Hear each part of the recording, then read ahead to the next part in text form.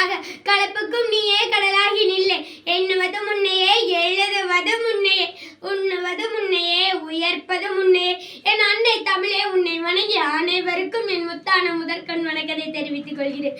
மணி நீரும் மண்ணும் மணிலர் காடும் உடையது அரண். அதாவது தெளிந்த நீரும் பரந்த நிலமும் உயர்ந்த காடுகளும் அடர்ந்த மலைகளும் எவ்வளவோ இயற்கை நரங்கள் பெருந்தலைவர் வள்ளுவர் கூறியுள்ளார்.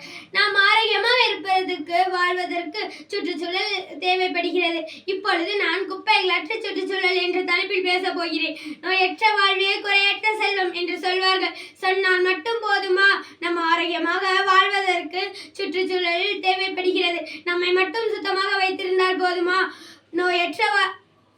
நம்மை நோய் அண்டாமல் இருக்க வேண்டும்னால் நம்மளை மட்டும் சுத்தமாக வைத்திருந்தால் போதாது, சுற்றுச்சூழலையும் சுத்தமாக வைத்திருக்க வேண்டும். தற்காலத்தில் எதிர்கொள்ள வேண்டிய சுற்றுச்சூழல் சூழலிறப்பை எப்படி நாம் எதிர்கொள்ள வேண்டும்?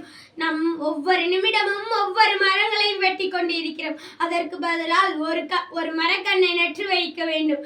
அப்பொழுது நாணத்தில் பிறந்தது அறிவழகி, கல்லில் எழுந்தது கலை அருவி, சொல்லில் வருவது சுவை அருவி, கம்பன் பொழிந்தான் தமிழ் அருவி.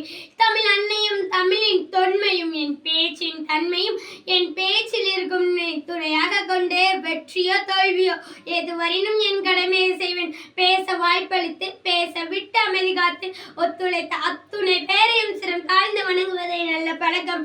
அதுவே எனது வழக்கம். பேசி முடிக்கிறேன். நன்றி, வணக்கம்.